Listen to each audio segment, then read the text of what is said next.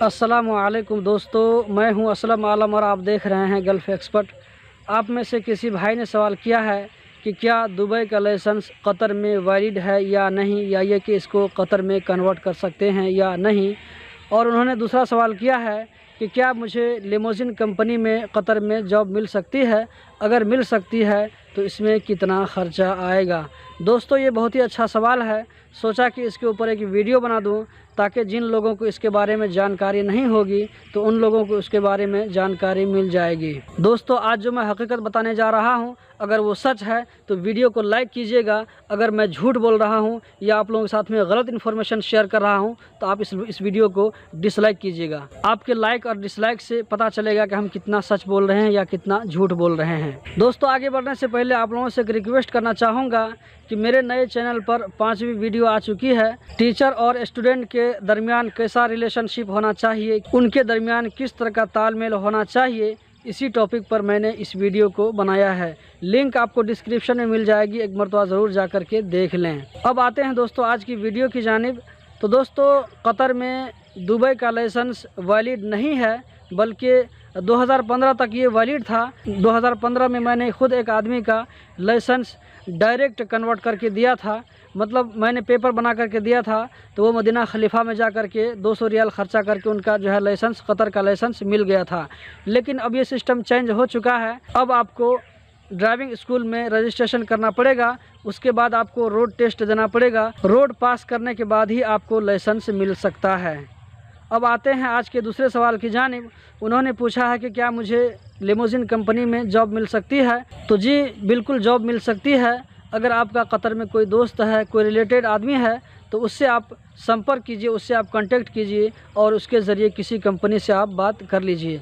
और दोस्तों, जहां तक बात है कि कंपनी वाले को कितना पे करना पड़ेगा, तो दोस्तों कतर गवर्नमेंट बिल्कुल अलाउ नहीं करती है कि वर्कर से किसी तरह का भी 1 रियाल भी लिया जाए। कंपनी के ऊपर जिम्मेदारी है कि वो वर्कर का वीज़ा निकाले, उसका मेडिकल के लिए तरतीब करे, उसके बाद वर्कर को उसके मुल्क से कतर तक लाने का सारा ख़र्चा उठाए। लेकिन दोस्तों, कतर में ऐसा नहीं होता है। उल्टा कंपनी वाले ही वर्कर से पैसा लेते हैं और ये धंधा ज़ोर शोर से चल रहा है। जी हाँ दोस्तों, इससे पहले मैं 2-3 वीडियो में इस तरह की बात बता चुका हूँ कि कतर में क्या क्या इलीगल काम होता है।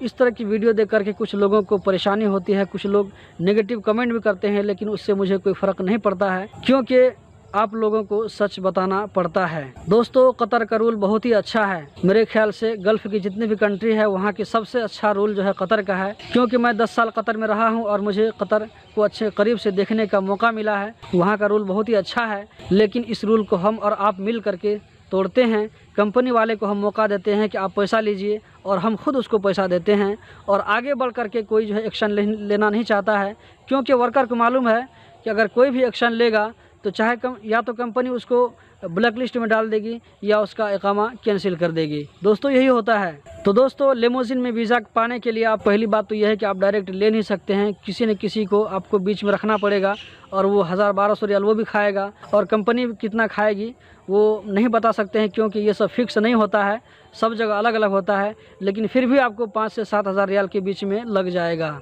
दोस्तों, आप लोगों में से बहुत सारे लोगों को मालूम नहीं होगा कि जब भी कोई कंपनी नया वीज़ा के लिए अप्लाई करती है तो अप्लाई करने के साथ साथ वो अपने कस्टमर को ढूंढना शुरू कर देती है कि मैंने वीज़ा के लिए अप्लाई किया है, अगर तुमको वीज़ा चाहिए तो बंगाली वीज़ा का इतना लगेगा, पाकिस्तानी वीज़ा का इतना पैसा लगेगा, हिंदी वीज़ा का अलग अलग पैसा लगेगा। सबका रेट दोस्तों अलग अलग होता है। क्योंकि मेरा जो टाइपिंग सेंटर का काम था, ये इसमें दिन रात मैं यही देखता था, क्योंकि मैं शुरू से ही टाइपिंग सेंटर में काम कर रहा हूं और मैं इन तमाम चीज़ों को करीब से देख रहा हूं। दोस्तों, ये बिल्कुल सच है। आप में से जिन लोगों को इस चीज़ से वास्ता पड़ा होगा कमेंट में ज़रूर बताएं। दोस्तों, कुछ कंपनी वालों को मैंने ऐसे भी देखा है कि अगर उनको अर्जेंट ड्राइवर की ज़रूरत होती है तो वो लोग फ्री में वीज़ा दे देते हैं, लेकिन जब आप कतर जाते हैं तो कतर जाने के बाद आपसे 2000 रियाल 3000 रियाल सिक्योरिटी के लिए आपसे तकाज़ा किया जाता है। सिक्योरिटी के तौर पर आपसे ये पैसा रख लिया जाता है। तो दोस्तों, यही थी आज की वीडियो। उम्मीद करता हूँ ज़रूर पसंद आई होगी। इसी तरह की इन्फॉर्मेटिव वीडियो कतर के बारे में अपडेट हासिल करते रहने के लिए इस चैनल को सब्सक्राइब करें। वीडियो देखने का बहुत बहुत शुक्रिया।